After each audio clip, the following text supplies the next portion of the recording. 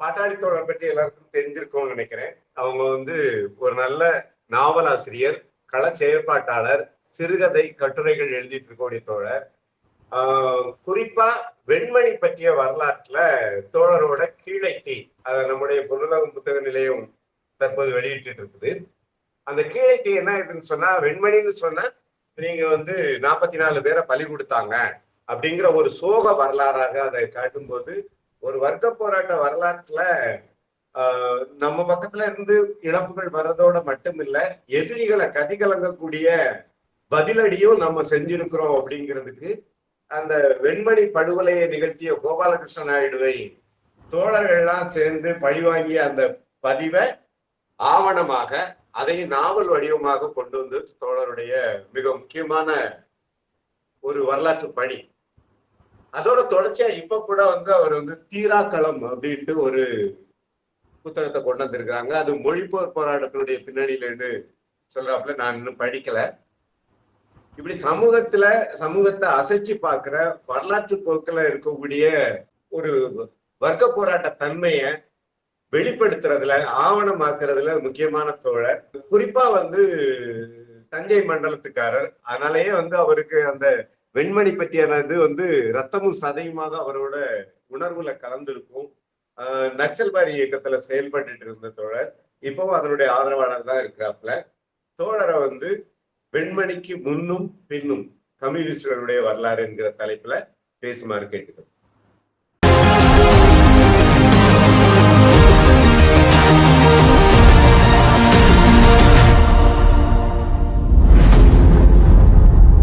அன்புக்குரிய தோழர்களே, உங்கள் அத்தனை பேர்களையும் வணங்கி மகிழ்கிறேன்.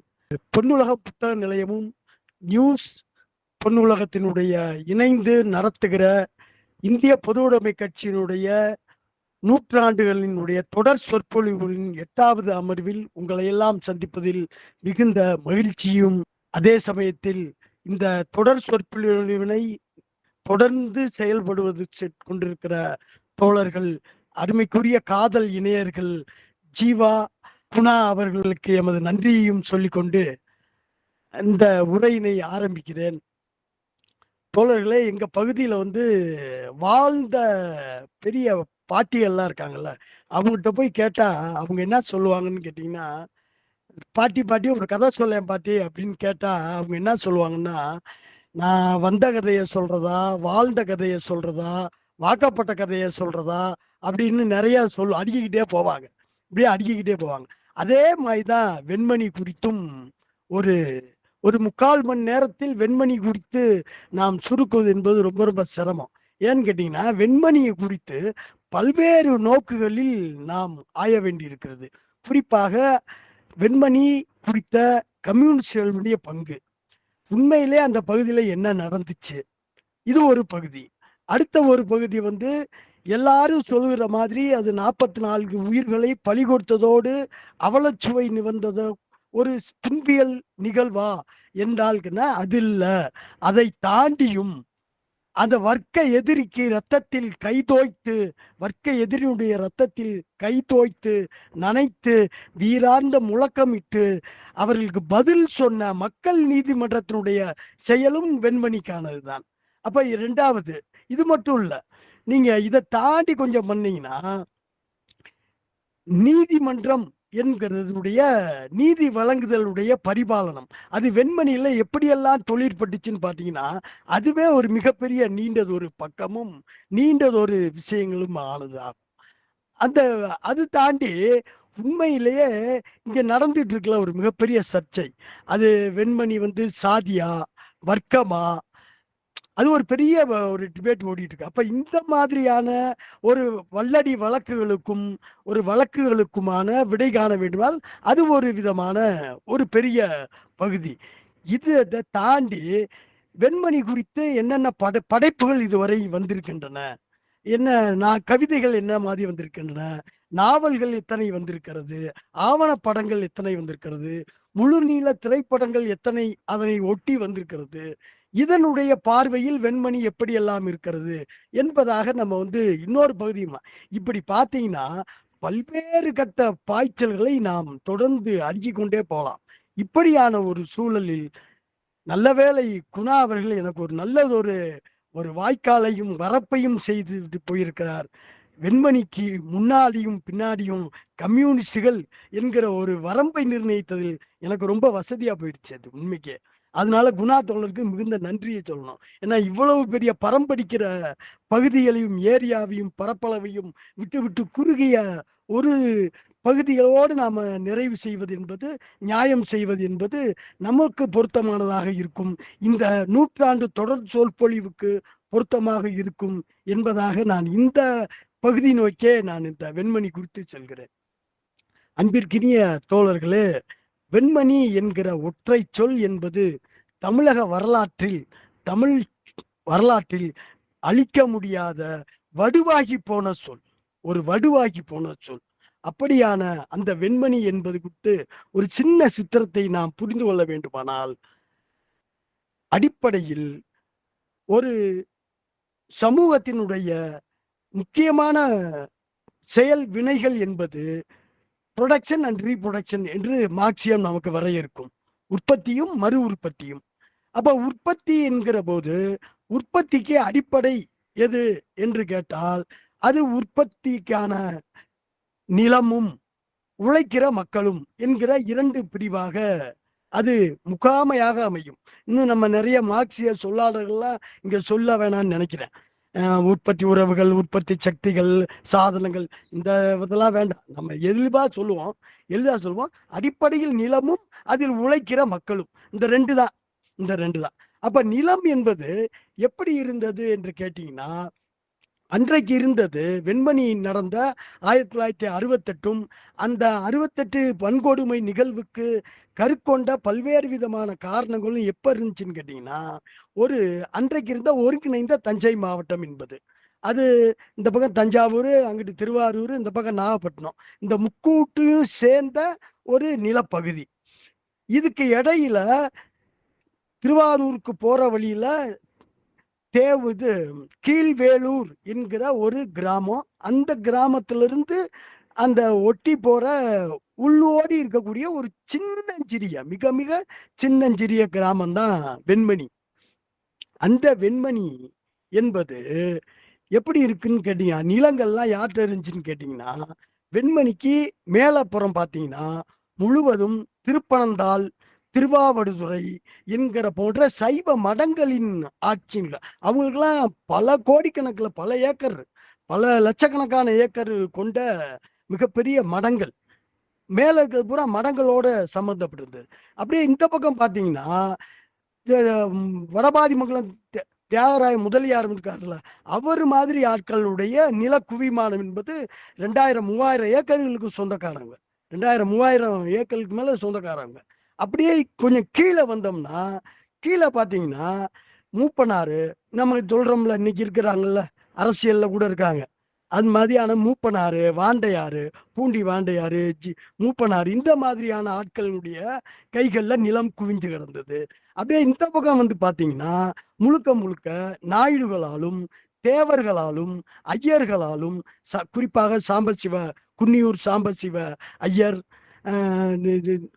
இரிஞ்சியூர் கோபாலகிருஷ்ண நாயுடு, இப்படியான நாயுடுக்கள், ஐயர்கள், தேவர்கள் என்கிற மாதிரியான ஒரு நிலக்குவிமானம் என்பது இப்படிதான் இருக்கும்.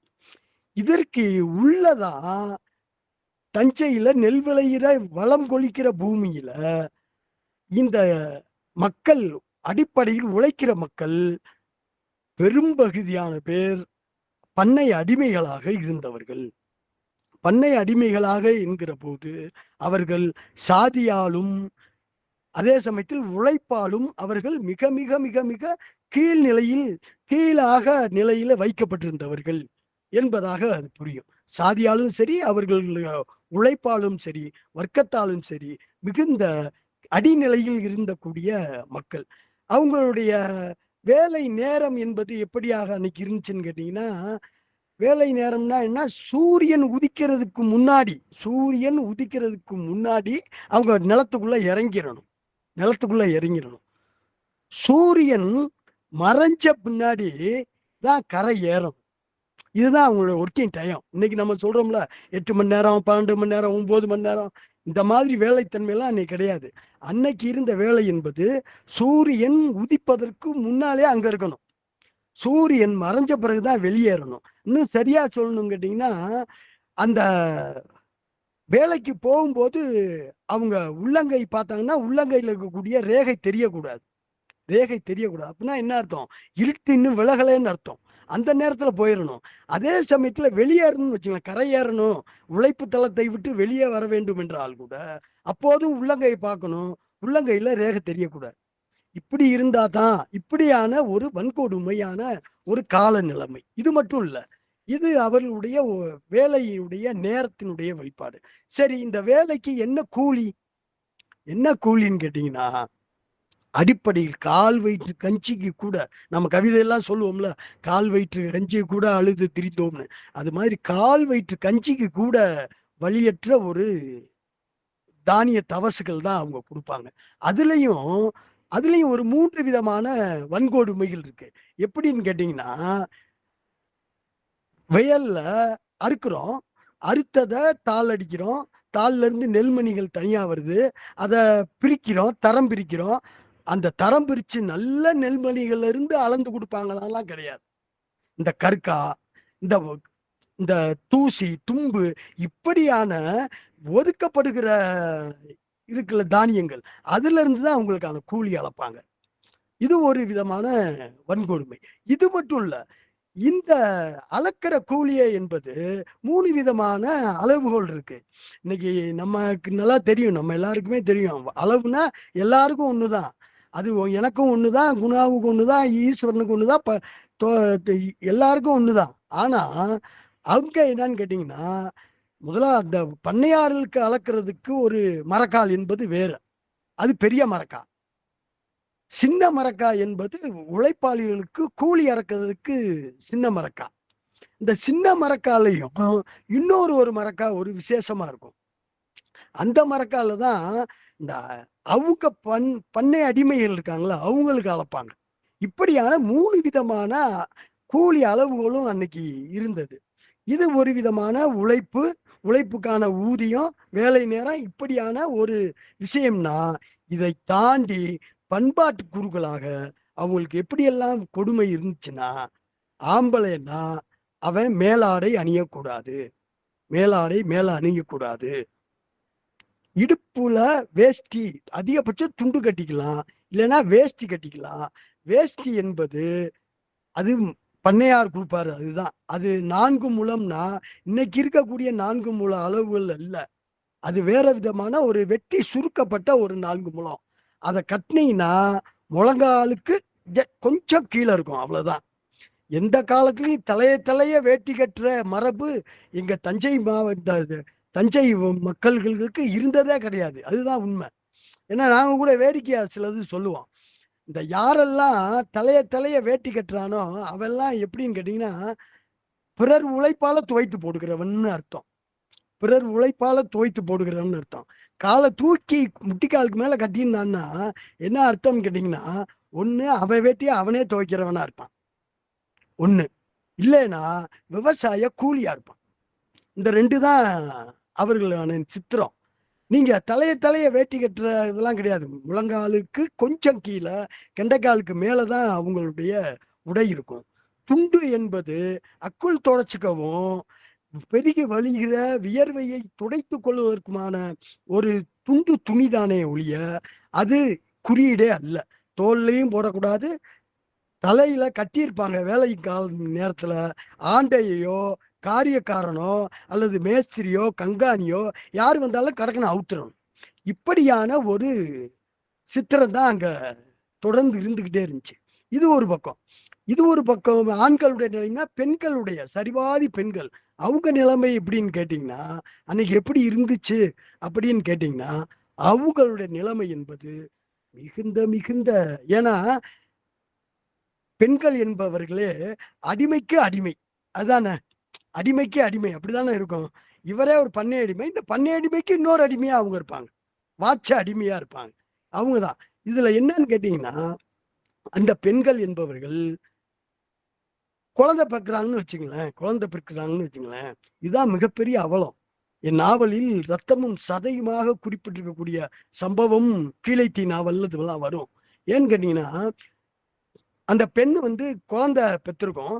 அந்த குழந்தைய வந்து தூக்கிக்கிட்டு வயலுக்குள்ள இறங்கி வேலை செய்ய முடியாது. அதனால வயல் வரப்புகள்ல, ஒரு மரக்கொப்புகள்ல அல்லது இல்ல எங்கேயாவது தொட்டில கட்டி போட்டிருப்பாங்க. பசியால பிள்ளை அழுகும். பாலுக்கு பிள்ளை அழுகும். அழுதுச்சுன்னா, அவங்க கரையேறி வந்து பால் குடுக்க முடியாது.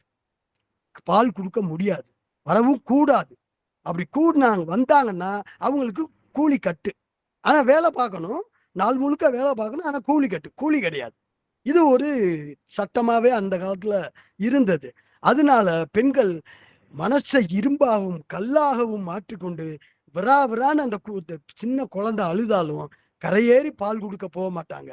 இது மட்டும் அல்ல தோழர்களே, உச்சபட்ச கொடுமை என்பது எங்கிருக்கிறது என்று கேட்டால், அது பிள்ளை அழுகிறது ஒரு பசி, வன்கொடுமை. அதே போல சரியான சமயத்துல பாலை குடுக்கலைன்னு வச்சுங்களேன், இந்த பெண்களுக்கு பால் கட்டிக்கிடும் மார்புல. மார்புல பூரா பால் கட்டிக்கிச்சுன்னா கனத்து அப்படியே வலி பிச்சு விண்ணு விண்ணுன்னு தெறிக்கும். அப்ப என்ன பண்ணுவாங்கன்னா, பயிர்களோடு பயிர்களாக தன் மாறி இருக்கிற பாலை பீச்சி நிலத்தில் அடிக்கிற வன்கொடுமை செயல் எந்த இலக்கியத்திலும், எந்த கற்பனையிலும், எந்த கதையாசிலும் எழுத முடியாத அவலச் சூழ்நிலை அந்த மண்ணில் நடந்தது. நிச்சயமாக அந்த நிலத்தில் இருந்து எழுகிற ஒவ்வொரு நெற்கதிர்களும் பால் பிடிக்கிறது என்று சொல்வோமே, அந்த பால் பிடிக்கிற கதிர்கள் என்பது நிச்சயமாக ஊட்டத்தினால் வந்ததோ இல்லையோ, எங்கள் பண்ணை அடிமை தாய்மார்கள் உதிரத்தால் வந்தது, அவர்கள் பீச்சி அடிக்க பாலால் வந்தது என்பதுதான் நிஜம். இப்படியெல்லாம் இருந்துச்சு. இது ஒரு விதமான அடக்குமுறை.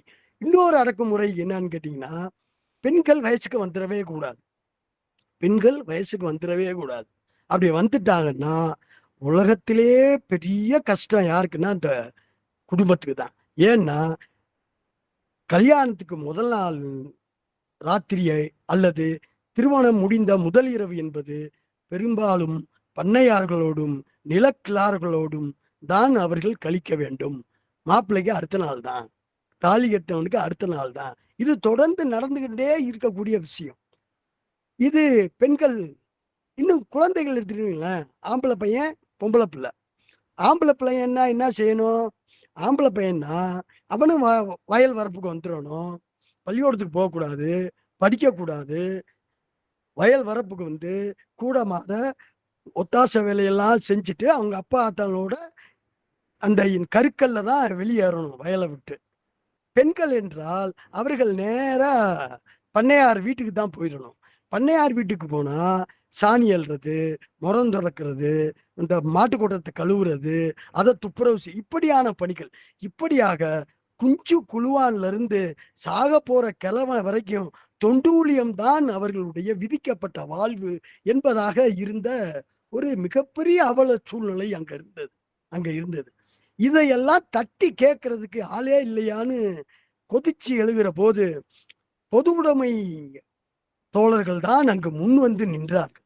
அவங்க தான் அந்த இடத்துல நின்னாங்க. நமக்கு முதலில் பொது உடைமை கட்சி ஆரம்பித்தவுடன் தொடர்ந்து பல்வேறு பகுதிகளில் வேலை செய்து கொண்டிருக்கிற போது நம்ம கட்சியோடைய தலைமை என்ன சொல்லுச்சுன்னா, பி சீனிவாசராவ் என்கிற கர்நாடகத்தை சேர்ந்த நமக்கு ஆற்றல் மிகுந்த மிகப்பெரிய அளப்பரிய தோழர்களை நீங்க போய் தஞ்சை மாவட்டத்துக்கு போங்க, அங்க விவசாய தொழிலாளர்கள்லாம் இவ்வளவு படாத பாடு பட்டுட்டு இருக்காங்க, அவங்கள பூரா இணைச்சு சங்கமாக்குங்க என்று சொன்ன போது 1943 கீழத்தஞ்சை மாவட்டத்தில் தென்பறை என்கிற கிராமத்தில் முதலில் கொடியை ஏற்றினார்கள். செங்கொடி, அதான் முதல் கொடி, செங்கொடியை ஏற்றினார்கள் கீழத்தஞ்சை மாவட்டத்துல. அந்த தென்பறையில் ஏற்றிய செங்கொடிக்கு பிறகு பாத்தீங்கன்னா, அவரு போய் ஒவ்வொரு கிராமமா போய் மக்களுக்கு விழிப்புணர்வு ஊட்டி பண்ணை அடிமையெல்லாம் இணைச்சு எல்லாத்தையும் சங்கமாக்கி செங்கோடியின் கீழ் வந்தார். செங்கோடியின் கீழ் வந்த போதுதான் இந்த மக்கள் நாம் யார், நாம் என்ன செஞ்சுட்டு இருக்கோம், நம்ம வாழ்க்கை என்ன மாதிரிலாம் நமக்கு உரிமை இருக்கு, எது மாதிரி உணர்வுகள் இருக்கு, எப்படியெல்லாம் நாம் வாழ வேண்டும் என்பதற்கான ஒரு முன்னுதாரணத்தை அவங்க சொன்னதுனால அவங்களோட இன்னும் திரளாக மக்கள் கோடிக்கொண்டே இருந்தாங்க, போய்க்கொண்டே இருந்தாங்க. கிட்டத்தட்ட தஞ்சாவூர் மாவட்டம் முழுக்கும் ஒரு செங்கோடி இயக்கத்தின் கீழ் மக்கள் மடை திறந்த அணிவகுத்தாங்க. குறிப்பாக தோழர்களே, ஒன்றை மட்டும் நான் சொல்கிறேன். அன்று பி சீனிவாசராவ் முன்வைத்த முழக்கம் என்பது ஒரு மிக முக்கியமான முழக்கம். அது என்னன்னு கேட்டீங்கன்னா, அடித்தால் திருப்பி அடி, அடித்தால் திருப்பி அடி. பெரும்பாலும் பண்ணையார்களும் நிலச்சுவார்ந்தார்களும் காரியக்காரர்களும் அந்த உயர் சாதியினரும் என்ன சொல்லுவாங்கன்னா, இவங்களை போடா வாடா, போடி வாடி வாடா இப்படிதான் பேசுவாங்க. மரியாதை என்பதே கிஞ்சித்தும் இருக்காது. அப்பதான் அவர் சொன்னாரு, என்ன முழக்கம் வச்சாருன்னா, ஏண்டான்னு கேட்டா நீ பதிலுக்கு ஏண்டான்னு கேளு. அவன் ஏண்டி அப்படின்னானா வாடா அப்படின்னு சொல்லி ஏண்டான்னு மறுபடியும் கேளு. இப்படியான அடித்தால் திருப்பி அடி, ஏண்டான்னா திருப்பி ஏண்டான்னு, ஏண்டி ஏண்டான்னு கேளு என்பதாக முழக்கம்லாம் வச்சுல. இப்ப நமக்கு தெரியும், இன்னைக்கு அடித்தால் திருப்பி அடினா ஒரு மிகப்பெரிய ஒரு தலித் மக்களுடைய அரசியல் கட்சியினுடைய முழக்கமாக உங்க காதுகள்ல ஒலிக்கும். அப்படி அல்ல. அது கிட்டத்தட்ட 43 சீனிவாசராவ் துவங்கிய முழக்கம், முன்வைத்த முழக்கம். இந்த முழக்கங்கள்லாம் இன்னைக்கு வந்த ஆட்களுடைய முழக்கம் இல்ல, அது செங்கோடி முன்வைத்த இலக்கம், உரிமை முழக்கம். இதுதான் அதுல இருக்க முக்கியமான விஷயம். பிறகு தொடர்ந்து அந்த இயக்கம் என்பது நிறைய வருது. அங்கதான் மணலூர் மணியம்மா வர்றாங்க, மணலூர் மணியம்மை வர்றாங்க, மணலி வர்றாரு, தொடர் மணலியார் வர்றாரு. மணலியாருக்கு பிறகு இன்னும் சில நிறைய தோழர்கள்லாம் வர்றாங்க, களப்பலி ஆகுறாங்க, போராடுறாங்க, களப்பலி ஆகுறாங்க. தமிழ்நாடு அரசு மட்டுமல்ல, அன்னைக்கு இருந்த ஆட்சியாளர்களையும், அதற்கு பின் நாடு விடுதலை அடைந்த 47க்கு பிறகான விடுதலை அடைந்த ஆட்சியாளர்களையும் தொடர்ந்து முன் வச்சு பல்வேறு கோரிக்கைகள் வச்சு சிற்சில கமிஷன்கள் போட்டு ஊதிய உயர்வு இப்படியெல்லாம் போட்டு வந்த ஒரு நீண்ட நெறிய பாரம்பரியத்துல அடிப்படையில தான் வெண்மணி என்கிற கிராமத்தை சுற்றி செங்கோடி இயக்கம் மிக வீரார்ந்து சென்று இருக்கிற போதுதான், அருமைக்குரிய தோழர்களே, விவசாய கூலி தொழிலாளர்கள், இந்த கூலி என்பது மிகுந்த மிகுந்த சொற்பம், மிகுந்த வர கால் வைத்துக்கு கூட பத்த மாட்டேங்குது. எனவே கூலியை உயர்த்தி தர வேண்டும் என்பதற்காக அரைப்படி நெல் அதிகம் வேண்டும் என்று கூலி உயர்வு போராட்டத்தை ஆரம்பித்தார்கள். அதுக்கு தொடர்ந்து பார்த்தீங்கன்னா பல்வேறு விதமான பிரச்சனைகள். இந்த சமயத்துல செங்கோடி இயக்கம் அரைப்படி நெல் கூலி அதிகம் கேட்கிறது என்கிற போது இருக்கிற நிலச்சுவார்ந்தார்கள், நில உடைமையாளர்கள் இவங்க எல்லாரும் சேர்ந்து ஒரு அவங்க ஒரு சங்கம் வச்சாங்க. அவங்க சங்கம் வைக்கும்போது என்ன பேர் வச்சாங்கன்னா, உணவு உற்பத்தியாளர்கள் சங்கம் என்று பேர் வச்சாங்க. உணவு உற்பத்தியாளர்கள் சங்கம்னு பேர் வச்ச உடனே அன்னைக்கு இருந்த நம்ம பொது உடைமை ஆள்கள்லாம் கிழிச்சு நார தொங்க விட்டுட்டாங்க கூட்டங்கள்ல. ஏயா, உணவு உற்பத்தி செய்யறவன் சமயக்காரனுடைய வேலை, நீ என்ன சமயக்காரனா? ஏன் இப்படி இருக்கீங்க அப்படின்னு சொல்லி அவங்க பேரையும் அவங்க கட்சியையும் அவங்களுடைய நிலைமையையும் கிழிச்சு நாரா தொங்க விட்ட உடனே அவர்களெல்லாம் சுதாரித்து கொண்டு அப்போதான் ஆரம்பிச்சாங்க நெல் உற்பத்தியாளர்கள் சங்கம் என்று ஒரு சங்கத்தை ஆரம்பிச்சாங்க. அதுக்கு இருச்சியூரை சேர்ந்த கோபாலகிருஷ்ண நாயுடு என்கிற நாயுடுவை ஒரு பெரிய நிலச்சுவார்ந்தார், அவரை தலைவராக நியமித்தார்கள். அந்த நியமிக்கிற போது அவர் தலைமையில ஒரு பெரிய விஷயம் நடக்குது. பாத்தீங்கன்னா இந்த பக்கம் கூலி உயர்வு போராட்டம், இது மட்டும் இல்ல, கூலி உயர்வு போராட்டம் மட்டும் இல்ல, அந்த பக்கம் மத்திய மாநில அரசுகளுக்கு ஊதிய உயர்வு வேணும்னு நாடு முழுவதும் ஸ்ட்ரைக் பண்றாங்க, வேலை நிறுத்தம் பண்றாங்க. அந்த வேலை நிறுத்தத்துக்கு ஆதரவு சொல்லி கீழத்தஞ்சை மாவட்டத்துக்குரிய ஏதுமே இல்லாத வறிய அடிமை உழைப்பாளிகள் எல்லாரும் செங்கோடி சங்கத்துல சேர்ந்த பிறகு இந்த செங்கோடி சங்கம் வேலை நிறுத்தத்துக்கு ஆதரவாக இவர்களும் அடையாள வேலை நிறுத்தம் நடத்துறாங்க. இது ஆட்சியாளர்களுக்கு முதல்ல அச்சத்தையும் பயத்தையும் உண்டாக்குது. பொதுவா தோழர்களே, ஒரு விஷயத்தை நமக்கு நல்லா தெரிஞ்ச விஷயம்தான். எப்பயுமே ஆட்சியாளர்கள் எப்போது அச்சப்படுவாங்கன்னா, நம்மகிட்ட இருக்க ஆயுதத்தை பார்த்து அச்சப்படவே மாட்டாங்க. நம்மகிட்ட இருக்க பெரிய அவங்க விட நவீன தொழில்நுட்ப ஆயுதங்கள் இருக்கும், இல்ல நம்மகிட்ட இருக்க ஆயுதங்கள்லாம் என்ன மாதிரி? நம்ம ஆயுதங்களை பார்த்து அவங்க அச்சப்பட்டதே இல்லை. ஆனால் அவர்கள் அமைப்பை சிதறடிக்கிற வேளையில் நாமெல்லாம் ஒன்று சேர்கிறோம்ல, சேர்ந்து நின்று உரத்து குரல் எழுப்பி உரிமை கேட்கிறோம்ல, அதுதான் மிகப்பெரிய அபாயம். இது எந்த ஆயுதத்தை விட பெருசு. பட்டுக்கோட்டை கூட ஒரு தடவை சொல்வார்ல பாட்டுல, உலகத்திலே பயங்கரமான ஆயுதம் இதுன்னு. அது நாக்கு தான் அல்ல, இது செங்கோடியின் கீழ் இருக்கிற ஒற்றுமை, உரிமை முழக்கம் தான் உலகில் மிகப்பெரிய ஆயுதம் என்பதை ஆளும் வர்க்கம் உணர்ந்திருக்கிறது. அதனாலதான் அவங்க என்ன பண்ணாங்கன்னா, பல்வேறு விதமான சூழ்ச்சிகள் செஞ்சு இவங்களுக்கெல்லாம் ஆதரவா நின்னாங்க. நிலச்சுவாந்தர்களுக்கும் நில உடைமையாளருக்கும் ஆதரவா இருந்தாங்க. அந்த இதுல ஏற்கனவே இன்னும் நமக்கு நிறைய சொல்லிட்டு போலாம். வரலாறு என்பது அந்த இன்ச்சு பை இன்ச்சா நம்மளால சொல்ல முடியும். எந்த இயக்கம் எப்போது ஆரம்பித்தது, எந்த இடத்தில் முதல் கலவரம் ஆரம்பித்தது, எந்த இடத்தில் முதல் போராட்டம் துவங்கியது, அந்த முதல் போராட்டத்தினுடைய விளைவு என்ன, அதில் ஈடுபட்ட இப்படின்னு நம்ம நிறைய சொல்லிட்டே போலாம். இருந்தாலும் ஒரு பொதுவான இந்த 3/4 மணி நேரத்துல உங்களுக்கு ஒரு பொதுவான சித்திரத்தை சொல்ல வேண்டும் என்பதற்காக நாம் இந்த செங்கோடி கம்யூனிஸ்டுகள் என்பதாக பொதுவான பெயரிலேயே நான் அழைச்சிட்டு போறேன். இதன் அடிப்படையில் என்ன ஆச்சுன்னு கேட்டீங்கன்னா, இவங்கெல்லாம் எதிர்த்து போராடுறாங்க. போராடுகிற போது அந்த கோபாலகிருஷ்ண நாயுடு என்கிறவுடைய சங்கம் இருக்குல்ல, அவங்க எல்லாம் சேர்ந்து நெல் உற்பத்தியாளருடைய சங்கம் என்பது மஞ்சக்கொடி, மஞ்சக்கொடியை அவங்க ஏத்துறாங்க. அதுக்கு நிறைய வேலைகள்லாம் பண்றாங்க. நிறைய ஆதரவுகள் இருக்கிறது. அரசு ஆதரவு இருக்கிறது. இயல்பாகவே சுற்றி இருக்கக்கூடிய நிலக்கலார்கள் ஆதரவு இருக்கிறது.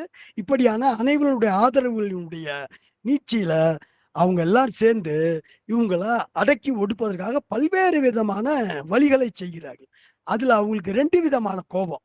ஒரு கோபம் என்னன்னு கேட்டீங்கன்னா, இவங்க நம்ம கிட்ட ஏன்டா எதுக்குன்னு பம்மி போய் தரையோட தரையா கிடந்தவங்கள இந்த செங்கோடி சங்கம் நிமிர்ந்து நின்று கேள்வி கேட்கிற மாதிரி உண்டாக்கிருச்சே என்கிற ஒரு மிகப்பெரிய ஒரு கோபம். அடுத்த கோபம் என்னன்னு கேட்டீங்கன்னா, நம்ம வீட்டு வாசலுக்கு கூட வராத பசங்க புலக்கடைக்கு பின்னாடின்ட்டு ஐயா சாமி ஆண்டேன்னவங்க இன்னைக்கு நமக்கு நேரா நின்று கூட்டத்துக்கு உட்கார்றாங்களேங்கிற இதுக்கு இன்னொரு விளைவு உங்களுக்கு தெரிஞ்சுன்னா அதுக்கு நான் பொறுப்புல. ஏன்னா வரலாற்று இது மாதிரி நிறைய நடந்திருக்கிறது. எதுக்கு எதிராக உட்கார்ந்து பேசிட்டாவே பெரிய அது தேச துரோகம் மாதிரி ஆயிரும். அப்படியான நிற்கிறானே என்கிற ஒரு மிகப்பெரிய கோபம். இந்த அடிப்படையில அந்த கோபாலகிருஷ்ண நாயுடு தலைமையில் இருக்கவங்களாம் என்ன சொல்றாங்கன்னா, ஒரு விஷயத்த தெளிவா சொல்றாங்க. நீங்க கூலி உயர்வு கேட்டு போராடுறீங்க, நல்லது. நாங்க கூலி உயர்வை தர்றது கூட தயாரா இருக்கோம். நாங்க கூலி உயர்வு தர்றோம். நீ கேட்கிற அரைப்படியே தர்றோம்யா, இல்லையா? உனக்கு என்னையா பிரச்சனை? தந்துரம்யா. ஆனா ஒரே ஒரு நிபந்தனை. என்ன நிபந்தனைன்னு கேட்டீங்கன்னா, நீங்க செங்கோடியை எல்லா இடத்துலையும் இறக்கிடணும். செங்கோடியை இறக்கிட்டு மஞ்ச கொடியை அங்க ஏத்தணும். ஏத்துனா நாங்க கூலி உயர்வு தருகிறோம். தோழர்களே, நாம் இங்கே சொல்லிக் கொண்டிருக்கிறோம் அல்லவா, அரைப்படி நெல் கூலி அதிகம் கேட்டால் தரமாட்டான்னு கொளுத்தினான்ல. கொளுத்தினது அதுக்காக மட்டுமல்ல தோழர்களே, அரைப்படி நெல்லை விட செங்கொடியை இறக்கு, மஞ்சள் கொடியை ஏற்று என்று ஆணையிட்ட போது எங்களுக்கு பேசுவதற்கு நாவுகளையும் முணங்குவதற்கு எங்கள் முணங்கல்களை ஒரு புரட்சிகர கீதமாகவும் மாற்றிய செங்கொடியினை இறக்குவதற்கு நாங்கள் ஒருபோதும் ஒத்துக்கொள்ள மாட்டோம். நாங்கள் செத்தா கூட பரவாயில்ல, கொடியை இறக்க மாட்டோம்னு விடாப்பிடியா நின்னனுடைய உச்சபட்ச கோபம் தான் அந்த 44 பேர்களை அழித்து ஒழித்தது, எரித்தது. இதுதான் வரலாற்றினுடைய சார். இப்படியாக நடந்து கொண்டிருக்கும் போது நண்பர்களே, தோழர்களே, ஒரு விஷயம், அந்த வெண்மணி என்கிற கிராமத்துல ரொம்ப ரொம்ப சின்ன குக்கிராமம், அதுல சுத்தி நிறைய நடக்குது. இதன் அடிப்படையில் பக்கரிசாமின்னு ஒரு பண்ணையாருடைய அடியாளு, அவன் இங்க தகராறு பண்றான். வெண்மணி கூட் ரோட்ல தகராறு பண்ணும்போது அங்க இருக்க ஒரு டீ கடை இருக்கு. அந்த டீ கடையில் நின்று தகராறு பண்ணும்போது என்ன பண்றாங்கன்னா, அவனை அடிச்சுடுறாங்க. அடிச்ச உடனே அடிச்ச 2 பேரை கொண்டு போய் இந்த பண்ணையாரு அவர் தோட்டத்துல கட்டி வச்சு சிறை வச்சுறாரு. அவர் வீட்டுக்குள்ள சொந்த சிறை வைக்கிறார். இதை கேள்விப்பட்ட எல்லா மக்களும் திரண்டு, வெண்மணி மக்கள் வெற்றிருக்கக்கூடிய பக்கத்துல இருக்கிற தேவூர் இந்த பக்கம் புதுக்கோட்டை, நிறைய ஊர்கள் இருக்கு. அவங்க எல்லாம் திரண்டு எழுந்து போய் அந்த பண்ணையார் வீட்டுக்குள்ள புகுந்து கைது செய்யப்பட்டு தனிச்சிறையில் வைக்கப்பட்டிருந்த 2 தோழர்களையும் அழைச்சிட்டு வந்துறாங்க, விடுதலை செஞ்சுட்டு வந்துறாங்க. இது ரொம்ப ரொம்ப கொடுமையாக்கி தான் அது அன்னைக்கு நடந்த தேதி தான் டிசம்பர் 24. விடிஞ்சா கிறிஸ்துமஸ் டிசம்பர் 25 மாலை மயங்கிருது. நள்ளிரவு ஒரு 7, 7:30 போல கோபாலகிருஷ்ண நாயுடு தலைமையில, கோபாலகிருஷ்ண நாயுடு இன்னும் நிறைய இருக்காங்க, அவங்களுடைய தலைமைகள்ல நிறைய பேர் டிராக்டர்களையும் ஜீப்புகள்லையும் துப்பாக்கிகள் எடுத்துக்கிட்டு, துப்பாக்கினா நம்ம இன்னைக்கு இருக்கக்கூடிய இந்த பெரிய நவீனமான துப்பாக்கிலாம் இல்லை. அன்னைக்கு இந்த ஈயப்பால் போட்டு சுடுற துப்பாக்கிகள் தான். அது சுட்டா என்ன ஆகும்னு கேட்டிங்கன்னா, குண்டு தெரிச்சு பலவேறு துணுக்குகளாக உடம்புக்குள்ள பாயும். ஒரு குண்டு உடம்ப தொலைச்சி பின்னாடி போறதெல்லாம் இல்லை. ஒரு குண்டு மேல பட்டுச்சுன்னா அது சிதறி 10, 15 சிறு சிறு ரவைகளாக உடம்பு பூரா இருக்கும். அந்த மாதிரி அது சாது எரிக்கிற வரைக்கும் அவங்க உடம்புல இருக்கும். அதை அறுவை சிகிச்சை பண்ணி கூட எடுக்கவே முடியாது. அப்படிலாம் இன்னும் தோழர்கள் அங்க இருக்காங்க, அந்த மாதிரி எல்லாம் இருக்காங்க. அது மாதிரியான துப்பாக்கிகளை, நாட்டு துப்பாக்கிகளை எடுத்துக்கொண்டு நாட்டு துப்பாக்கிகளை கொண்டு வந்து என்ன பண்றாங்க, சுத்தி சூழ்றாங்க அந்த கிராமத்துல. அப்ப சுற்றி சூழ்கிற போது அந்த கிராமத்தில் இருக்கிறவங்க எல்லாம், ஆண்கள் எல்லாம் எதிர்த்து தாக்குதல் தொடுக்கிறாங்க. முடியாத போது தப்பிச்சு உயிர் காக்க ஓடுறாங்க. அப்ப ஓடி ஒளிய முடியாத பெண்களும் வயதான ஆண்களும் குழந்தைகளும் என்ன பண்றாங்கன்னா அங்கங்க ஓடி ஒளியிறாங்க. ஒன்றும் வழி இல்லை. இருக்கிற வீடுகள்லயே கொஞ்சம் பெரிய வீடு, கொஞ்சம் பெரிய வீடு இந்த ராமையாவின் ஒரு வீடு, ராமையான்ற ஒரு வீடு. அவர் வீட்டுக்குள்ள போய் எல்லாரும் தஞ்சம் புகுந்துறாங்க. இதற்கு பார்த்த உடனே இவங்க எல்லாம் பண்றாங்க, முனியன்றவர் ஒருத்தர் இருக்காரு. அவர் அந்த ஊர் நாட்டாம், அந்த வெண்பணி கிராமத்துடைய நாட்டாண்மை. அவர் என்ன பண்றாரு, தன்னுடைய மகன் ஒருவன் இருக்கான், நந்தன் ஒரு பையன். அந்த பையனை தூக்கிட்டு வந்து தலையில வச்சுட்டு ஓடுறாரு. ஆனா அவரால் தூக்கிக்கிட்டு ஓட முடியல. என்ன செய்யறதுன்னு தெரியாம அந்த பையனை என்ன பண்றாரு, ஒரு மரம் இருக்கு, அந்த மரத்துல ஏத்தி விட்டுறாரு. ஏத்தி மேல போய் உட்கார்றான்னு சொல்லிட்டு இவர் ஓடி போயிறாரு. அந்த பையன் மேல இருக்கான். தோழர்களே, நேரடியாக கண்ணால் கண்ட சாட்சி அந்த நந்தன் என்கிற ஒரு பையனுடையதான். ஆனா அன்னைக்கு அவன் ரொம்ப ரொம்ப பாலகன், ஒரு அரைக்கால் சட்டை இணைந்த பாலகன். எனவே அவன் குரல் வெளியிலும் வரவில்லை, நீதிமன்றத்திலும் எடுபடவில்லை. ஆனா அவன் தான் நேரடி சாட்சி நந்தன். பிறகு அந்த எல்லாரும் என்ன செய்யறாங்கன்னா, ஓடி போய் அந்த கிராமத்தில் கூடிய எல்லாரும் ஒளியிற போது அந்த ராமையாவின் குடிசைக்கு வெளியிலிருந்து தாழ்பாலை போட்டு இருக்க மூடி பெட்ரோலை ஊத்தி எரிக்கிறாங்க. மண்ணெண்ணெய் கேனு நிறைய எடுத்துட்டு வராங்க. மண்ணெண்ணெய் கேனையும் எடுத்துட்டு வந்து ஊத்தி எரிக்கிறாங்க. எரிச்ச பிறகு பாத்தீங்கன்னா உள்ளுக்குள்ள இருக்க ஜனங்கள்லாம் ஐயோ அம்மா, அது எரி தாங்க மாட்டாம கத்துது, துடிக்குதுங்க. துடிக்கிற போது ஒரு அம்மா தன்னுடைய ஒரு 1.5 வயசு குழந்தை, சின்ன குழந்தை, இந்த குழந்தைய என்ன பண்ணுச்சுன்னு கேட்டீங்கன்னா, நம்ம தான் சாக போறோம், அந்த பிள்ளையாவது தப்பிச்சுக்கிட்டோம்னான்ட்டு கூரையை பொத்துக்கிட்டு தூக்கி எரியுது. அந்த குழந்தை ஓடியான்னு வெளியில வந்து கீழே விழுந்து வீல்னு அலறுது. அதை பார்த்தவர்கள் உடனடியாக ஓடி சென்று அந்த குழந்தையை கையில் எடுத்து, அவங்க சுளுக்கின்னு ஒரு ஆயுதம் வச்சிருப்பாங்க, ஒரு வினோதமான ஆயுதம், சுளுக்கி அப்படின்னு பேரு. அந்த சுளுக்கின்றத ஆயுதத்தை எடுத்து அந்த பிள்ளைய குத்தி கொன்னு மறுபடியும் எரிகிற தீக்குள்ளேயே தூக்கி போட்ட மிகப்பெரிய அவலம். நம்ம பின்னாடி கோத்ரா சம்பவத்தெல்லாம் பார்த்தோம்ல, கர்ப்பிணி வயிற்றை கிழித்து குழந்தை எடுத்து குத்தி கொன்றது. அது மாதிரியான முன்னோக்கிய தோற்றமெல்லாம் வெண்மணி கொடுமையில நடந்தது. இப்படியாக முழுக்க 44 உயிர்கள் கொல்லப்பட்டது. மறுநாள் உடனே 8, 9 மணிக்கெல்லாம் போய் கீவளூர் போலீஸ் ஸ்டேஷன்ல தகவல் கொடுக்குறாங்க. தகவல் கொடுத்தா என்ன பண்றாரு, போலீஸ்காரங்க ஒரு 12 மணிக்கு மேலதான் வர்றாங்க. ஒரு 2 மணிக்கு மேலதான் தீயணைப்பு துறை வருது. கிட்டத்தட்ட எல்லாம் பஸ்பம் ஆயிடுது. விடியுது. விடிஞ்சா அங்க முதல்ல பாத்தீங்கன்னா முழுக்க அனைவரும் கருகி பிணமாகி கிடக்குறாங்க. இந்த 44 உயிர்களுடைய விஷயம் அதுதான். இப்ப இந்த நந்தன் சொன்னேன்ல, இவனா ஒரே சாட்சி. மேல நின்னான். மேல நிக்கிற போது இவன் அனைத்தையும் பார்த்து கீழே மறுநாள் வந்து இறக்கி விட்டாங்க. அவனுடைய குரல் எடுபடவே இல்லை. அவன் தான் கண்கண்ட சாட்சி. இதன் பின்னாடி 69களில் மார்க்சிய லெனினிய இயக்கம், நம்ம தெரிஞ்ச விஷயம் தான் எல்லாருக்கும். டார்ஜிலிங் மாவட்டத்தில் சிலிகுரியில் வந்து நக்சல்பாரி கிராமத்தில் ஒரு உழவர் புரட்சியின் போது தோழர் சாரு மஜூம்தாரால் 69 ஒரு அமைப்பு கட்டப்படுது. அந்த கம்யூனிஸ்ட் அமைப்பு என்பது மார்க்சிய லெனினி அமைப்பு.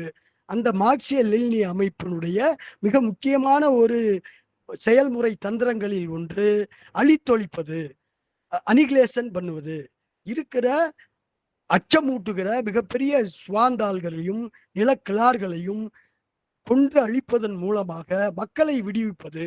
அது மட்டுமல்ல, அறுவடையை கைப்பற்றுவது.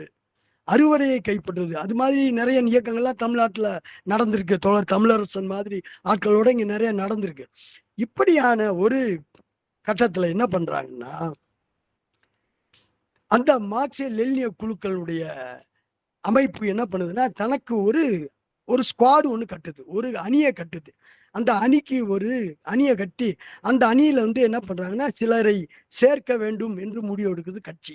அந்த கட்சி தலைமை என்பது என்ன செய்யுதுன்னு கேட்டீங்கன்னா, குறிப்பாக அமல்ராஜ் என்கிற ஒரு தலைமையை அனுப்புது.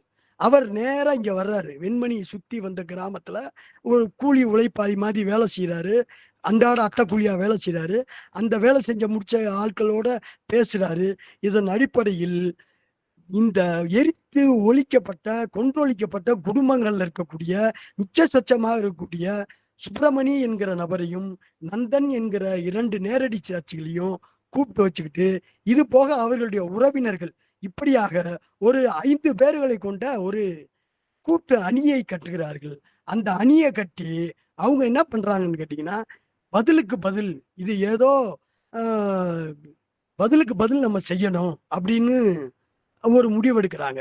முடிவெடுக்கிற அடிப்படையில் போதுதான் பார்த்தீங்கன்னா, ஏற்கனவே கோபாலகிருஷ்ண நாயுடு போன்றவர்கள்லாம் நீதிமன்றத்திலே 10 ஆண்டுகள் சிறை தண்டனை வாங்கி மேல்முறையீடு பண்ணி, மேல்முறையீட்டிலிருந்து அவங்க வந்து தீர்ப்பு ஒன்று சொல்லி அவங்கெல்லாம் நிரபராதிகள் அப்படின்னு விடுவிச்சிட்டாங்க. என்ன சொல்லி விடுவிச்சாங்கன்றதான் உச்சபட்ச நீதித்துறையினுடைய வரலாறு. என்னன்னு கேட்டீங்கன்னா, அந்த வரலாறு என்பது என்ன சொல்லுச்சுன்னா, இவர்கள் சமூகத்தில் மிக உயர்ந்த நிலையில் இருப்பவர்கள், நிலக்கிழார்கள், ஏகப்பட்ட நிலங்கள் வச்சிருக்கவங்க. 2வது, இவங்க எந்த வேலையும் தானா செய்ய மாட்டாங்க. தனக்கு கீழே இருக்க அடியால வச்சு வேணா செய்வாங்களே ஒழிய இவங்க நேரடியா வந்து செய்ய மாட்டாங்க. 2வது, இவங்க கார் வச்சிருக்காங்க, ஜீப் வச்சிருக்காங்க. இப்படிப்பட்டவங்க எல்லாம் இந்த மாதிரி வேலையெல்லாம் செய்வாங்களா? எனவே இது நம்புற மாதிரி இல்லை. எனவே உங்களை விடுதலை செய்கிறோம்னு விடுதலை செஞ்சுட்டாங்க. அப்ப விடுதலை செஞ்ச ஆட்களை இந்த நீதிமன்றம் இந்த சாதியாலும் வர்க்கத்தாலும் பாதிக்கப்பட்ட மக்களுக்கு துரோகம் இழைத்து விட்டது. நிச்சயமாக பொது உடைமை கட்சி நின்று போராடியதனுடைய விளைவாகத்தான் அந்த அழித்தொழிப்பு அந்த அனிகிலேஷன் நிகழ்ந்தது. 44 பேர்களை அழித்தொழித்தார்கள் நாயுடுக்கள், அந்த பண்ணையார்கள், அந்த நிலக்கிழார்கள். அவர்களை நாம் அழித்தொழிக்க வேண்டும் என்று மார்க்சிய லெனினிய கட்சி முடிவெடுத்து அதற்குள்ளே ஒரு படையை ஸ்குவாடை கட்டி அதுல இருந்து 5 பேர் அந்த ஊர்கள் சேர்ந்த அந்த மண்ணின் மைந்தர்கள், அந்த கிராமத்து மைந்தர்கள் 2 பேரையும் உறவினர்களையும் இணைச்சுக்கிட்டு அவங்க ஒரு ஸ்குவாடு கட்டி அதே கோபாலகிருஷ்ணன் நாயுடுவை கை நிறைய கட்டுக்கட்டா பணம் வச்சிருக்கான், கையில தங்க வாட்ச் கட்டியிருக்கான். இதெல்லாம் பண்ணியிருந்த ஆட்களை ஒரு அணக்குடி என்கிற ஊர் பக்கத்துல, இருஞ்சியூர்ல தான் அவர் சொந்த ஊர் பக்கத்துல அணக்குடின்ற ஒரு ஊர் நடந்து வர இடம். அந்த அணக்குடியில சந்தவேலி தோப்புன்னு இருக்கு. அந்த தோப்புல வச்சு இந்த அழித்தொழிப்பு நடவடிக்கைகள் நடைபெறுகிறது. அந்த அந்த கோபாலகிருஷ்ண நாயுடுவை அழித்தொழிக்காது மார்க்சிய லெனினிய கம்யூனிஸ்ட் கட்சி. ஆக இந்த கம்யூனிஸ்டுகள் என்பவர்கள் ஏதோ அவர்களுடைய இயக்கத்திற்கும் அவருடைய கூக்குரலுக்கும் அவருடைய முழங்கல்களுக்கும் அவருடைய வலிகளுக்கும் வேதனைகளுக்கும் உழைப்பிற்கும் உரிய நியாயங்களை சங்கமாக கட்டி செங்கோடியின் கீழ் அணி திரட்டி அவர்களுக்கு நியாயம் செய்தது மட்டும் அல்ல தோழர்களே, அந்த வன்கொடுமைக்கும் எதிர்த்து நின்று மக்கள் சபையினுடைய மக்கள் தீர்ப்பாக கொன்ற ஒரு மிகப்பெரிய ஒரு வரலாற்று ஆவணம்தான் வெண்மணி என்பது. ஆக வெண்மணி என்பது அழித்தொழிக்கப்பட்ட 44 உயிர்களுக்கு மட்டுமல்ல, சாம்பல் மேடுகளில் புதைந்துள்ள போல வரலாறு அல்ல. சாம்பல் மேடுகளை ஊறி தள்ளி உதறி தள்ளி அதிலிருந்து கம்பீரமாய் எழுந்தின்று வர்க்க பகைவனை பழிதீர்த்தோம், வர்க்கத்திற்கு வர்க்க பகைவருக்கு முடிவு கட்டினோம், உண்மையாக நீதி வழங்கினோம் என்று மக்கள் நீதிமன்றமாக நிலங்கியதும் கம்யூனிஸ்ட் கட்சி தான். ஆக இந்த கம்யூனிஸ்ட் கட்சிகள் என்பது காலந்தோறும் காலகாலமாய் அடக்கப்படுகிற ஒடுக்கப்படுகிற, அது சாதியாலும் வர்க்கத்தாலும் இன்னும் கூடுதலாக சொல்ல போனால் பல்வேறு விதமான அத்துணை ஒடுக்குமுறைக்கும் எழுந்து நின்று தோளில் கக்கத்தில் இடுப்பில் இருந்த துண்டை எடுத்து கம்பீரமாக அந்த செந்துண்டுகளை தோளில் போடச் செய்த மிகச்சிறந்த உயர்த்திய செங்கொடிக்கான வரலாறு என்பது மிகுந்த நீண்ட வரலாறு, நீண்ட விஷயம். இந்த அத்துணை விஷயங்களையும் நாம் நிறைய பகுதிகளாக சொல்ல முடியும். இருந்தாலும் உண்மையில் துவக்கத்தில் 43 அடித்தால் திருப்பி அடி என்கிற முழக்கத்திற்கு மட்டும் சொந்தமல்ல, அநியாயமாக அநீதியாக நீதி வழங்கினாலும் அந்த நீதியை எதிர்த்து மக்கள் நீதிமன்றமாக மக்கள் படையாக நாங்கள் எழுந்து புதியதொரு தீர்ப்பை வழங்குவோம் என்பதும் கம்யூனிஸ்டுகள் தான். ஆக வெண்மணிக்கு முன்னாடி இருந்தவர்களும் வீரம் தெரிந்த கம்யூனிஸ்டுகள் தான். வெண்மணிக்கு பின்னாலும் அவர்கள் வீரம் தெரிந்த, தியாகம் செறிந்த, உரிமை குரல் தோய்ந்த பொது உடைமைக்காரர்கள் கம்யூனிஸ்டுகள் என்று சொல்லி இறுதியாக ஒரே ஒரு வேண்டுகோளை மட்டும் முன்னிறுத்தி விடையை செய்கிறேன். ஏனென்றால் இது மிகப்பெரிய விஷயம். இதுல நம்ம ஒரு பக்கம் நீதி மட்டுமே நம்ம நிறைய சொல்லலாம். ஏன்னா எப்படி கோபாலகிருஷ்ணன் நாயுடுகள் அனுமதித்த போது அன்னைக்கு எப்படியெல்லாம் சாட்சி போடப்பட்டது, என்ன வழக்கு எண், அந்த வழக்கு எண்ணில் இருந்து எப்படி நடந்தது, எந்த செஷன் கோர்ட்ல யார் வாதாடினது, எந்த வர்க்க உடைமைகள்லாம் அவங்கள வரவேற்றது, இப்படியெல்லாம் போகக்கூடிய ஒரு விஷயமும் இருக்குது. இதே போல நான் ஏற்கனவே சொன்னது மாதிரி சாதியா வர்க்கமா, வர்க்கத்தாலும் சாதியாலும் ஒருங்கே பின்னப்பட்ட விஷயங்களாக இருந்த விஷயங்களும் இருக்கு. இப்படியான பல்வேறு தரப்புகளாக, பல்வேறு கிளைகளாக, கிளை நதியாக ஓடிக்கொண்டிருக்கிற இந்த வெண்மணி வரலாற்றை வேறு தோழர்கள் வேறு சமயங்களில் இந்த கிளைகள் எல்லாம் கையில் எடுத்து இந்த அமர்வை எப்படி வெண்மணி என்பது ஒரு ஆறாத வடு மட்டுமல்ல, அந்த வடுவின் மீதிலிருந்து, அந்த ரணங்களின் மீதில் இருந்துதான் நாம் புதியதொரு பாடங்களையும் படிப்பினையும் கற்றுக்கொள்ள வேண்டும். அதற்கான திறவுகளை பொன்னுலகம் பதிப்பகமும் நியூஸ் பொன்னுலகமும் பல்வேறு கிளை நதிகளாக வருகிற காலங்களில் வாய்ப்பு இருக்கிற போது பிற தோழர்களை வைத்தும் நாம் இந்த வரலாற்றை முன்னெடுக்க வேண்டும். இது ஏதோ முடிந்து போனதல்ல, முற்று பெறுவதல்ல என்று சொல்லி கொடுக்கப்பட்ட நேரத்திற்குள் முடித்துவிட எண்ணி அருமைக்குரிய தோழர்களுக்கு இந்த உரையினை கேட்டதற்கும் நல்லதொரு வாய்ப்பினை வழங்கிய குணா ஜீவா தோழருக்கு இணையர்களுக்கும் எனது நெஞ்சார்ந்த நன்றியையும் வணக்கத்தையும் சொல்லி நிறைவு செய்கிறேன். நன்றி, வணக்கம்.